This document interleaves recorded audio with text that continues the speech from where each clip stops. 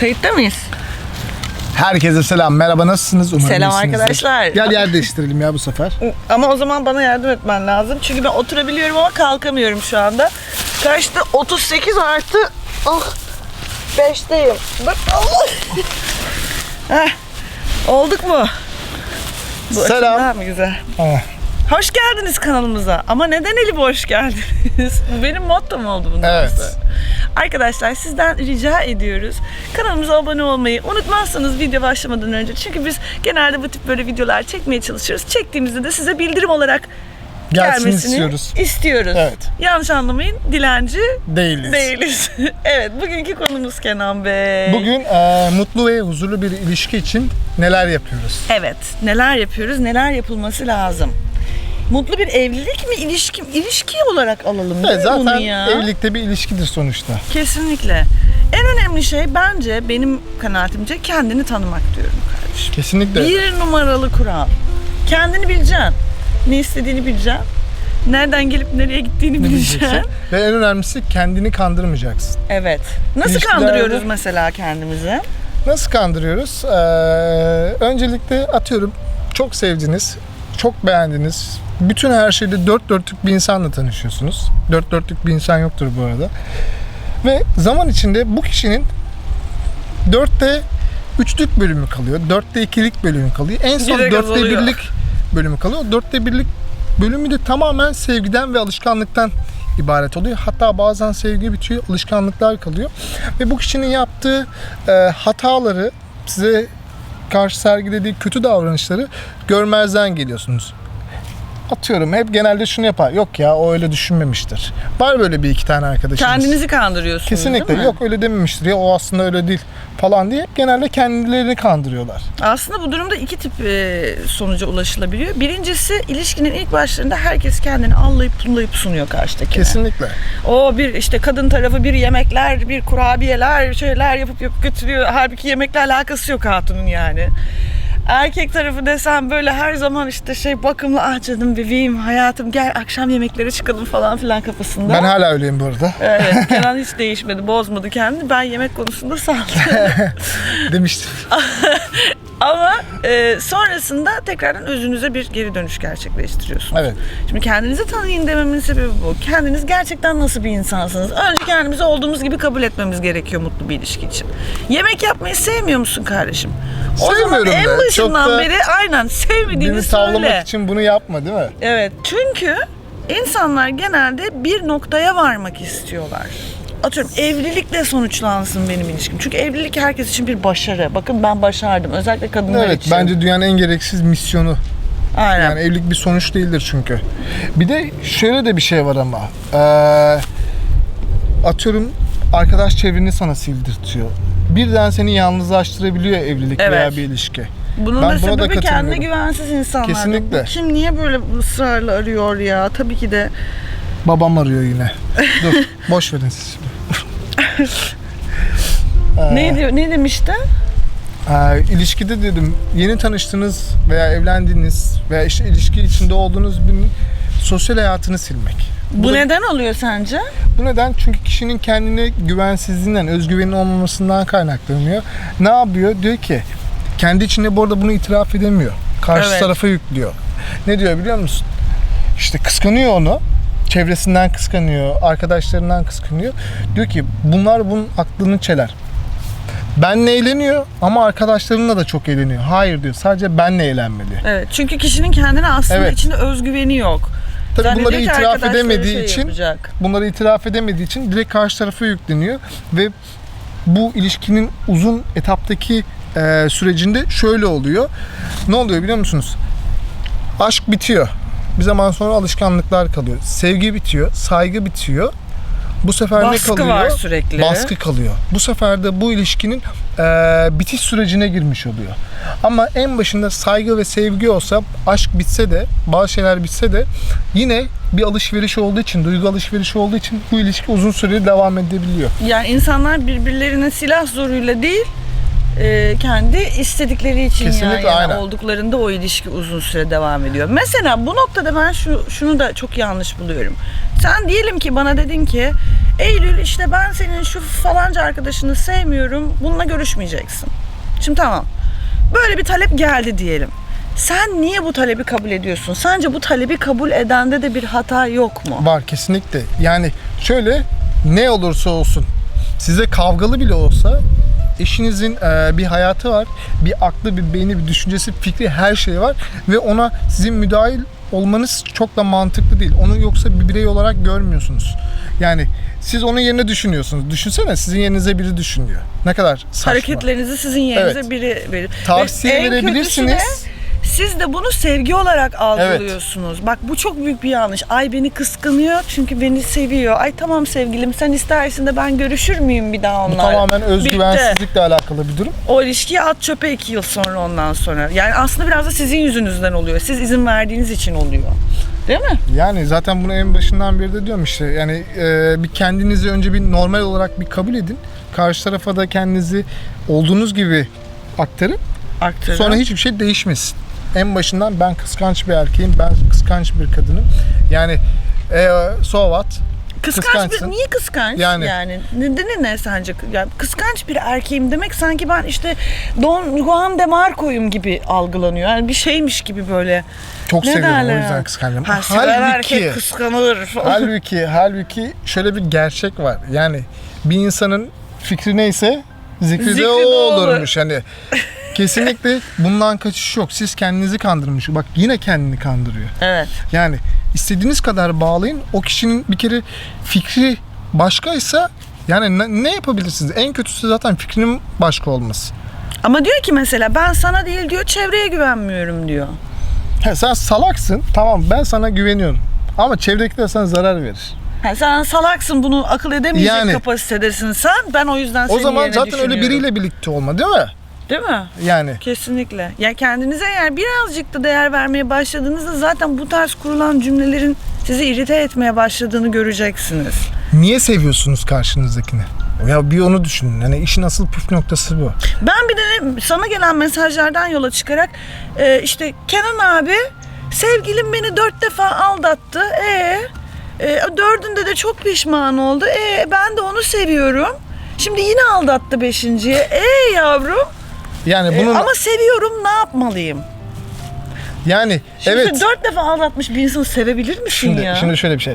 Zaten işin püf noktası burada, kendisini sevmiyor. Onun farkında değil. Değil mi? Yoksa Kesin tam olarak bu. Yoksa biri Evet. bana kötü davranıyorsa, beni sık sık aldatıyorsa, bana değer vermiyorsa, yani aldatmak aslında karşındakine değer vermemekle eşdeğer bir şey.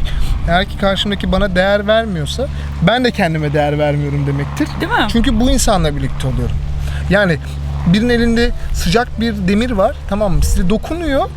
Ama siz şey yapıyorsunuz, hani korkuyorsunuz, aldatılarak kaçıyorsunuz, ama şey diyor, gel canım deyip bir daha dokunduruyor diyor. Yani bundan bir farkı var Ben mı? sen seviyorsun diye dokundurmuştum diyorsun. O noktada da senin kendine vermediğin değeri karşı tarafta sana değer vermeyerek Vermiyor. sürdürüyor yani.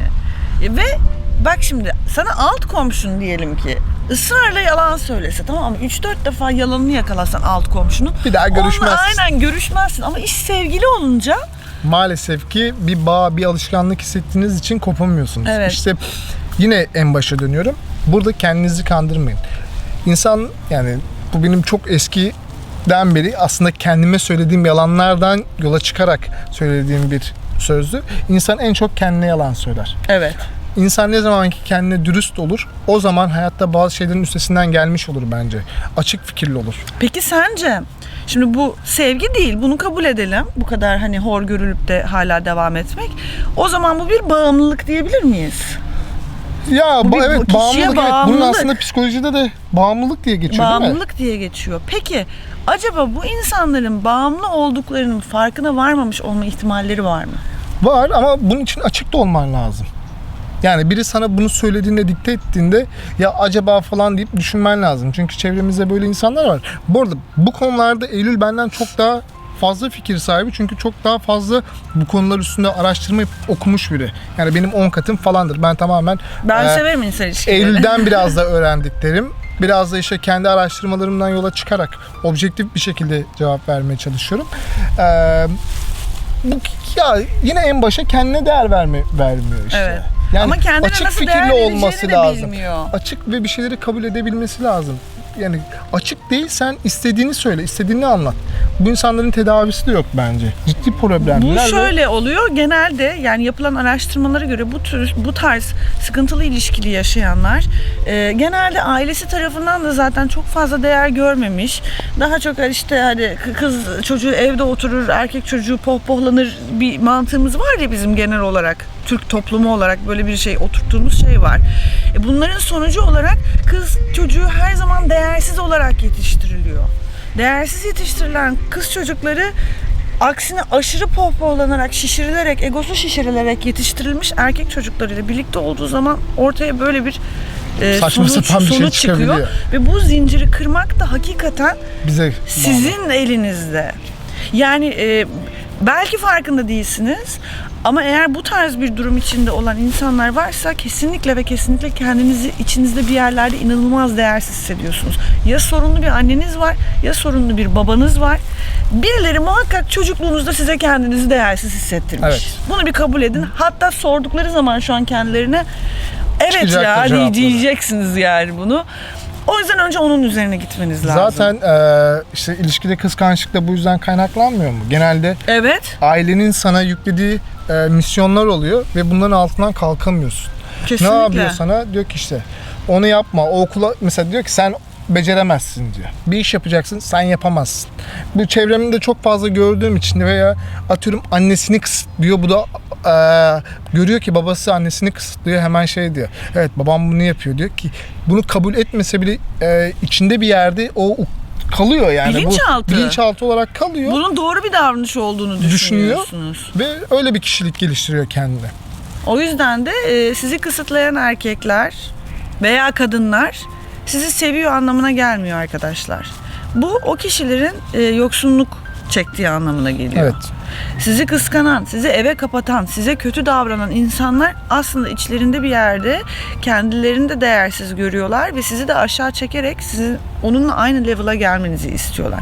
Dikkat edin, çok başarılı insanlar başarısız insanlar tarafından bir şekilde böyle kafa kola alınıyor. Aynen. Bütün her şey sömürülüyor.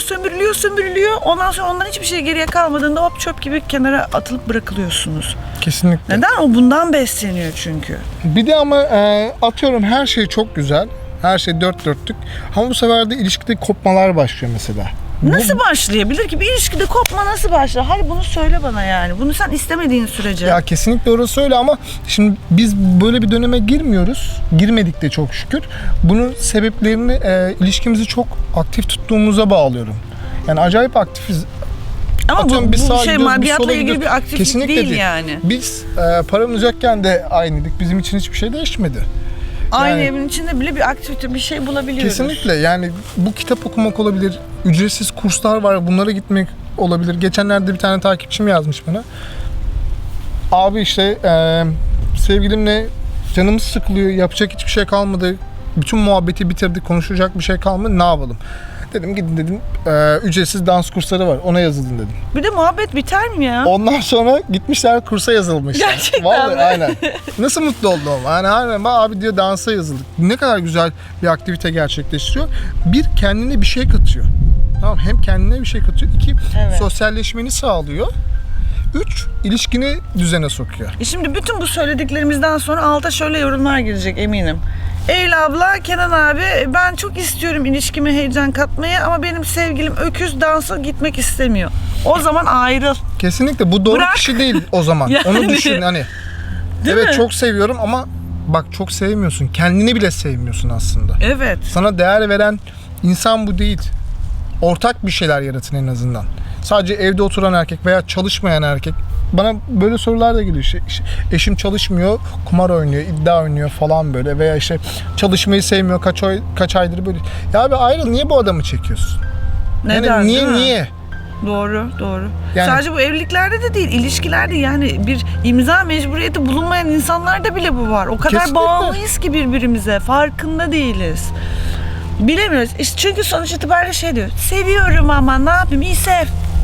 İyi bok yiyorsun çok affedersin. Yani. Sevmeye devam et o zaman. Hiç gelme ağlama yani. Ya bunun daha kötü etabı ne biliyor musun? Sonra evli değilsen bu adamla evleniyorsun, çocuk yapıyorsun. Evet. Ondan Heh. sonra hayatın daha çok zehir oluyor. Tabii bir de biz kadınlarda Evliysen şu var. çocuk yapıyorsun. Sonuna erdirmek için işte 3 yıl çıktı diyelim ki mesela ama çok kötü bir ilişki yaşıyor. Veya ama 5 yıl, illa 6 yıl. evlenecek. Aynen. İlla evlenecek Diyor ki 6 onunla. yılım ona gitti, evlenmezsem yok olur abi. Hayat öyle bir şey ki istersen 20 yıl çık, 21. yıl başkasıyla evlenebiliyorsun ve çok mutlu olabiliyorsun. Evet. Kesinlikle ve kesin Ya, öyle bir mecburiyet kendinize dünyada görmeyin. neler oluyor. Yani bırakın 5 yılı, 10 yılı, 20 yılı neler oluyor. Bizim avcılarda otururken rahmetli amcayla teyze vardı. Hoş, rahmetli olduklarını bilmiyorum da olmuşlardır diye düşünüyorum. Çok geçti çünkü. Adam 65 yaşında eşinden boşanıp bir başkasıyla evlenmişti. Ama o da abartmış artık. Ya abartmış. Abartmış ama Sen de yüz bulma şimdi başlıklarda. ama bak şöyle bir şeye değinmek istiyorum. Olmaz olmaz diye bir şey yok arkadaş. Evet. Neler oluyor düşünün. Evet, Yani evliliği yok, bir 5-10 varılacak son neler nokta, son oluyor. şey haline getirmeyin kafanızda. Dünyanın en saçma misyonu evliliği bir misyon haline getirmeyi. Yani bilmiyorum. Sonuçta zaten genelde böyle olanlarda çok da iyi bitmiyor.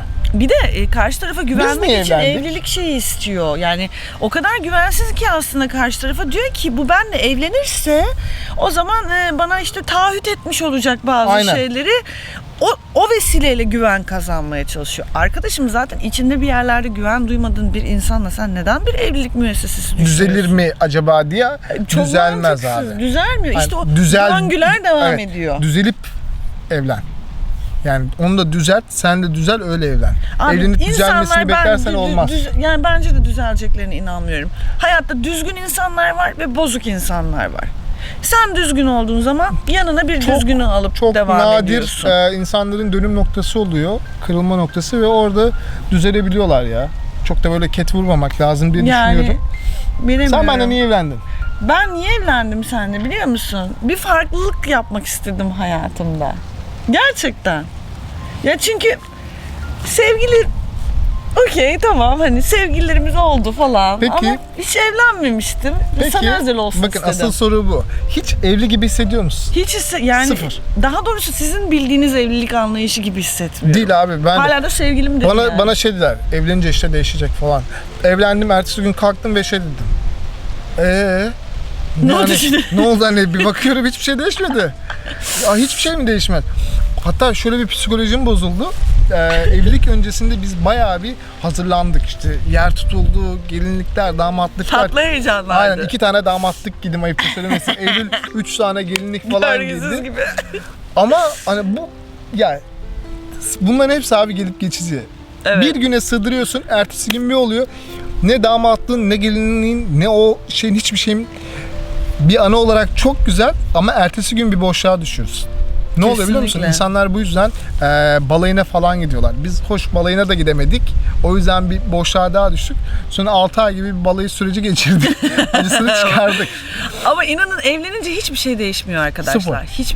Ama gerçi şöyle şimdi insanlar kendi aile evlerinden çıkıp aynı evin içine giriyorlar. Bir de böyle bir kesim var. Hatır sayılır bir kesim. Bu evet toplumumuzda bir şey yer edinmiş bir kural gibi söyleyeyim ama bu da ne kadar sağlıklı bilmiyorum. Yani 10 yıllık uzun süreli ilişkilerin genelde evliliğe bağlandığı noktada o evlilik çok da sağlam olmuyor. Evet uzun süredir yani 10 yıldır birliktesiniz ama her hafta 2 defa pastanede buluşmuşlar mesela. Ya atıyoruz pastane hani. Ne kadar Aynı evin içinde tanıyabilirsin yaşamadığınız birbirini? için bilemezsiniz. O yüzden en kötü ilişkilerde bir tatile çıkılmasını tavsiye ediyorum. Evet Yani bir süre bir bakın nasıl iyi bir tatil arkadaşı mı, ev arkadaşı mı? Ev arkadaşı olmak bambaşka bir şey. Aynı evi aynı evi paylaşmak. paylaşmak evet kesinlikle. Allah'tan ben o konuda çok şanslıyım Kenan çünkü çok böyle rahat bir insandır yani burası niye böyle olmuş burada niye bunlar var falan diyen Niye erkeklerden olayım değildir köyde? yani. Biz beraber yaparız ev işlerini de Evet, yemeği de bizim her şeyi evde kadın beraber erkek yaparız. ayrımı yok. Herkes her işi yapacak. Yapacak. O kadar. Hele ki hakikaten hakkını ödeyemem bu hamileliğimde yani elimi sıcak sudan soğuk suya sokturmamıştır. Hep de şükrederim. Hep de derim ki seninle gurur duyuyorum derim. Çak lan. Hadi çaktım gitti. Adamım benim ya. İşte böyle. Düzgün ilişkiler için önce kendinizi düzeltin arkadaşlar. Uzun lafın Kesinlikle. kısası. Yani biz ne yapıyoruz? İlişkimize heyecan katıyoruz. Katmamıza Sarılıyoruz. gerek kalmıyor. Ya, Zaten evet. işimiz heyecanlı bizim. Ama yok o değil. Yani benim demek istediğim ilişkimize heyecan katıyoruzdan kastım. Yani durduk yere bir ani duygu patlaması yapıp sarılıyoruz mesela. Evet, hep sarılırız biz.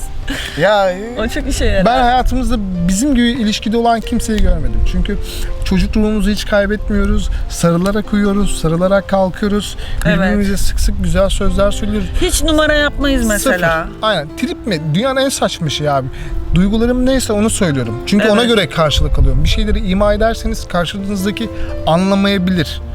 Kesinlikle. Gayet açık ve net Anlasın olursanız diye beklemeyeceksin yani. her şey Söyleyeceksin. normale döner hani. Bir de kırmamaya da özen gösteririz. Yani seçilen kelimeler çok önemli gerçekten.